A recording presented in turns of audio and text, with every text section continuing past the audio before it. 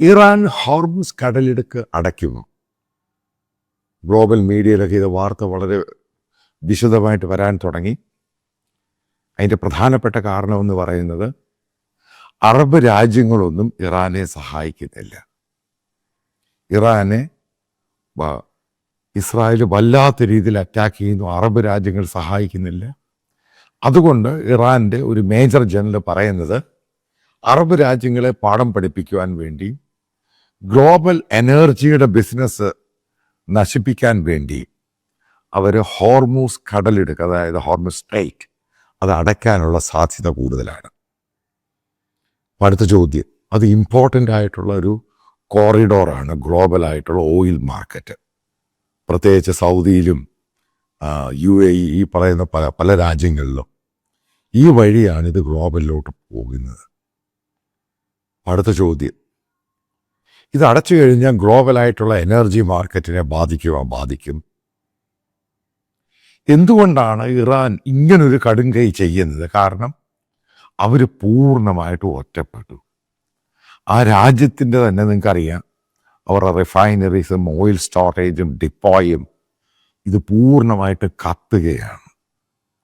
അവരെ സഹായിക്കാൻ western countries ഒന്നും തയ്യാറല്ല. ഇവർ ഒറ്റ ഡിമാൻഡേ ഉള്ളൂ, ഗ്ലോബൽ രാജ്യങ്ങളോട് പറഞ്ഞിട്ട് ഇസ്രായേലിനോട് അവിടെ നടത്തുന്ന ബോംബിങ് നിർത്തണം.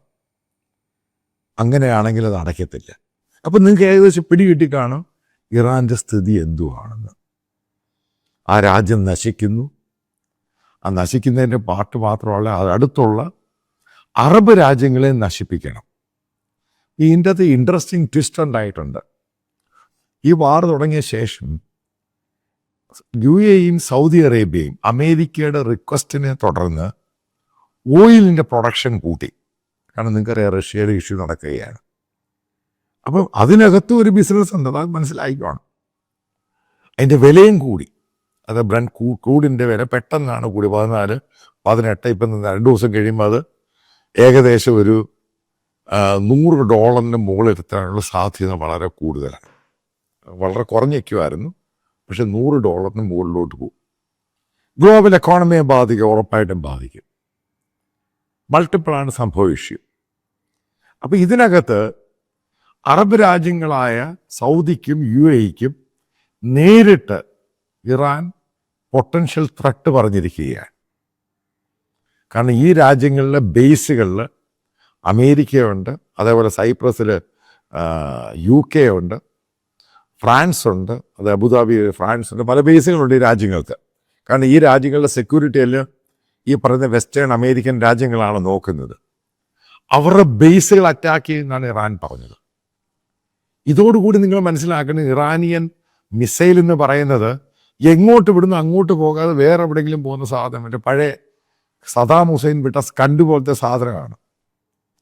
അതായത് ഫർദർ ഇത് എസ്കലേറ്റ് ചെയ്യുവാണെങ്കിൽ, കാരണം ഇറാന് വ്യക്തമായിട്ടറിയാം അവർക്ക് നല്ലൊരു പരിധി വരെ അവർക്ക് ഇസ്രായേലിനെ അറ്റാക്ക് ചെയ്യാൻ പറ്റത്തില്ല. അതായത് ചന്തയിൽ തോറ്റിട്ട് അമ്മയോടെന്ന പോലെ പറഞ്ഞ പോലെ സംഭവമാണ് ഇനി ഇറാൻ തുടങ്ങാൻ പോകുന്നത്. അവർ ഈ സൗദിയിലാണെങ്കിലും UAEയിലാണെങ്കിലും അവർ അറ്റാക്ക് ചെയ്യാൻ ശ്രമിക്കും. കാരണം അവർക്കിവിടെ പൂർണ്ണമായിട്ട് തോൽവി. അവർ റിഫൈനറി അടയ്ക്കുന്നു, അവർക്ക് ഓയിൽ പ്രൊഡക്ഷൻ ഇല്ലാതാകുന്നു, അവരുടെ സ്റ്റോറേജുകൾ കത്തുന്നു, ആ സിറ്റി കത്തുന്നു. അപ്പോൾ അവർ അൾട്ടിമേറ്റായിട്ട് ചാവാൻ പോകുന്ന ഒരാൾ എന്തെങ്കിലും ചെയ്യും, ആത്മഹത്യ ചെയ്ത് ചാവാൻ പോകുന്നതാണ്. അപ്പം അതേപോലെ ഇവിടെയും ചെയ്യാനുള്ള സാധ്യത കൂടുതലാണ്. അതിൻ്റെ ഭാഗമായിട്ടാണ് ഹോർമസ് സ്ട്രെയിറ്റ് അവർ അടയ്ക്കുന്നത്, കടലിടുക്ക്. കാരണം കംപ്ലീറ്റ് ആയിട്ട് അടച്ചു മാറ്റി കഴിയുമ്പോൾ മറ്റുള്ള രാജ്യങ്ങൾ പ്രഷറൈസ് ചെയ്ത് ഇസ്രായേലിനെ കൊണ്ട് അറ്റാക്ക് നിർത്തുക. ഇപ്പോൾ ഏകദേശം സുഡാപ്പികൾക്ക് പിടികിട്ടി കാണും എന്താണ് ഇവരുടെ ഉദ്ദേശം. കാരണം ഇവർ തോറ്റ് നാശത്തിലോട്ട് പോവുകയാണ്. ഇവർക്ക് എവിടെയും പിടിച്ചു നിൽക്കാൻ പറ്റുന്നില്ല. അതുകൊണ്ടാണ് ഇങ്ങനെയുള്ള സംഭവങ്ങൾ പറയുന്നത്. ആ രാജ്യത്തെ അറ്റാക്ക് ചെയ്യും, ഈ രാജ്യത്തെ അറ്റാക്ക് ചെയ്യും.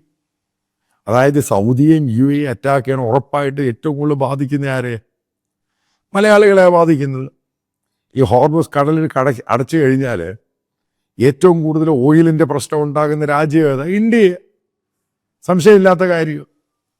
അപ്പം അങ്ങനെയുള്ള പൊട്ടൻഷ്യലായിട്ടുള്ള ത്രെട്ട് ഒരു ഭാഗത്ത് നിൽക്കുമ്പോഴാണ് ഇന്ത്യ പെട്ടെന്ന് പറയുന്നത് 2 രാജ്യങ്ങളുമായിട്ട് സംസാരിച്ചിട്ട് ഡി എസ്കലേഷനും സീസ് ഫയറിനും ശ്രമിക്കാം. കാരണം ഇന്ത്യൻ എക്കോണമിയെ ഇത് ബാധിക്കും, ഇന്ത്യക്കാരെ ബാധിക്കും, ഗ്ലോബലായിട്ട് ബാധിക്കും, ഗ്ലോബൽ ട്രേഡിനെ ബാധിക്കും, ഗ്ലോബൽ എക്കോണമിയെ ബാധിക്കും. അപ്പം എല്ലാം കൂടെ കാൽക്കുലേറ്റ് ചെയ്യുമ്പോൾ ഒരു കാര്യം വളരെ കൃത്യമായിട്ട് പറയാം. ഇറാൻ എന്ന് പറഞ്ഞ രാജ്യത്തിൻ്റെ അവസാന നാളുകളാണ് ഈ വരാൻ പോകുന്ന ദിവസം. അതുതന്നെയാണ് അമേരിക്കൻ പ്രസിഡന്റ് പറഞ്ഞത്. എത്രയും പെട്ടെന്ന് വന്ന് സംഭാഷണം നടത്തി, ഒരു ടോക്സ് നടത്തി, സൈൻ ചെയ്ത് പൂർണ്ണമായിട്ട് പിന്മാറുക. എന്തൊക്കെയാണ് ഇറാന് നഷ്ടപ്പെട്ട അവൻ്റെ ന്യൂക്ലിയർ പ്ലാന്റ്? ഈ പറച്ചിൽ പോലൊന്നുമല്ല, അതിൻ്റെ അകത്ത് പ്രൂഫ് ഉൾപ്പെടെയാണ് ഇസ്രായേൽ ഗ്ലോബൽ മീഡിയയുടെ മുമ്പിൽ കൊടുത്തിരിക്കുന്നത്. അവരുടെ പ്രധാനപ്പെട്ട ന്യൂക്ലിയർ പ്ലാന്റുകളൊക്കെ നാശമായിപ്പോയി. കാരണം ഇതുണ്ടാക്കുന്ന സംഭവങ്ങൾ, ബോംബ് ഉണ്ടാക്കുന്നതിൻ്റെ സംഭവങ്ങളും അതും ഇതുമൊക്കെ ശരിക്കും നാശമായി. ഇത് പെട്ടെന്നൊന്നും കയറി തീർത്തെടുക്കാൻ പറ്റത്തൊന്നുമില്ല. കാരണം ഇപ്പോൾ ബിൽഡിങ്ങിൻ്റെ മേളിൽ വീണ് കഴിഞ്ഞ് ഭയങ്കരമായിട്ട് അങ്ങ് ഷെയ്ക്കാവും. പിന്നെ അവിടെ ഇവിടെയൊക്കെ കയറി അങ്ങ് ലീക്കാവും. പിന്നെ ഇത് പൊട്ടിത്തെറിക്കാൻ വലിയ സമയമൊന്നും എടുക്കത്തില്ല. പിന്നെ അതിൻ്റെ മുകളിൽ കൊണ്ട് ബോംബിട്ടു. ഇതാണ് സംഭവം. അതായത് മനസ്സിലാക്കേണ്ട സുഡാപ്പീസ് അവർ പ്രത്യേകം മനസ്സിലാക്കുക, നിങ്ങൾ ഈ പറയുന്നതല്ല ഇവിടെ സംഭവിച്ചിരിക്കുന്നത്. കാരണം പല ഇസ്രായേലി ഏകദേശം ഈ പറയുന്ന പോലെ, ഇറാൻ പറയുന്ന പോലെ, സുഡാപ്പികൾ പറയുന്ന പോലെ ഹൈപ്പും കള്ളത്തരങ്ങളും സോഷ്യൽ മീഡിയ പറയുന്ന കക്ഷികളൊന്നും. അവർ ഇന്ന സംഭവിച്ചു, ഇത്ര ആൾക്കാർ അവിടെ കൊല്ലപ്പെട്ടു, ഇത്ര പേര് ഇഞ്ചുവേർഡായി. അവരൊന്നും മറച്ചു വെക്കുന്നൊന്നുമില്ല, പുറത്തായിട്ട് പൂർണ്ണമായിട്ടും കൊടുക്കുകയാണ്. പക്ഷെ അവരതേപോലെ തന്നെ പറഞ്ഞു, അവർ ശരിക്കും സിഗ്നിഫിക്കൻ്റ് ആയിട്ടുള്ള ഡാമേജ് ഈ പറയുന്ന ന്യൂക്ലിയർ ഫെസിലിറ്റീസിന് കൊടുത്തിട്ടുണ്ട്. ഇനി അവരുടെ എക്കോണമി അറ്റാക്ക് ചെയ്യും, ആ രാജ്യത്ത് റെജീമിനെ അറ്റാക്ക് ചെയ്യും, ഭരണകൂടത്തെ അറ്റാക്ക് ചെയ്യും. അപ്പം അതിൻ്റെ ഭാഗമായിട്ടാണ് ഒരു പിടിവള്ളിയായിട്ട് ഇറാൻ ഈ ഹോർമസ് കടലിലേക്കും വ്യാപാരവും അറേബ്യൻ രാജ്യങ്ങളുടെ മുകളിൽ പ്രഷറൈസ് ചെയ്തിട്ട്, അല്ലെങ്കിൽ അറേബ്യൻ രാജ്യങ്ങളെ അറ്റാക്ക് ചെയ്തിട്ട് എങ്ങനെയെങ്കിലും പ്രഷറൈസ് ചെയ്ത് ഇസ്രായേലിനോട് അറ്റാക്ക് നിർത്താൻ ആവശ്യപ്പെടുന്നു. പക്ഷെ ഒരു കാര്യം ഞാൻ പറയാം, ഇസ്രായേൽ ഇറങ്ങി തിരിച്ചു. അവരിത് നമ്മൾ കണ്ടതാണ്. എന്താണ് അവർ ഹമാസിനെ ഫസ്റ്റ് ഫേസ്, സെക്കൻഡ് ഫേസ് എങ്ങനെയാണ് തോലച്ചത്, എങ്ങനെയാണ് ഹിസ്ബുള്ളയെ തോലച്ചത്. ഇനി ആരെന്ത് പറഞ്ഞാലും അമേരിക്കയുടെ പൂർണ്ണ സപ്പോർട്ടുണ്ട്, അലയൻസ് രാജ്യങ്ങളുടെ പൂർണ്ണ സപ്പോർട്ടുണ്ട്. ഉറപ്പായിട്ടും ഇസ്രായേൽ ഇതിൻ്റെ മുകളിൽ ഒരു റിസൾട്ട് ഇല്ലാതെ, അതായത് ഇറാൻ എന്ന് പറഞ്ഞ രാജ്യത്തെ കത്തിച്ചാമ്പലാക്കാതെ അവർ പിന്നോട്ട് പോകുന്നില്ല. കാരണം അത് അവരുടെ ശബ്ദമാണ്. ഒക്ടോബർ 7 അതിൻ്റെ പുറകിൽ ഇവരെ ആക്കിയെടുത്ത് ഈ ഹമാസിനെയും ഹിസ്ബുള്ളയും മുഴുവനും ആക്കിയെടുത്തതിൻ്റെ പൂർണ്ണ ഉത്തരവാദി എന്ന് പറയുന്നത് ഇറാനാണ്. അവന് കിട്ടിയ ഒടുക്കലത്തെ പണിയാണിത്. അതായത് മനസ്സിലാക്കുക, വരാനുള്ള കുറച്ച് ദിവസം കഴിയുമ്പം ഇറാനിയൻ റിലീജിയസ് റഷീം, അതായത് അവരുടെ മതഭീകര ഭരണകൂടം ഈ ലോകത്ത് നിന്ന് എന്നേക്കുമായിട്ട് മാറണം എന്ന് തന്നെയാണ് ലോകം നല്ലത് ആഗ്രഹിക്കുന്ന എല്ലാവരുടെയും മനസ്സിലുള്ളൂ. അത് നശിക്കുക തന്നെ ചെയ്യണം.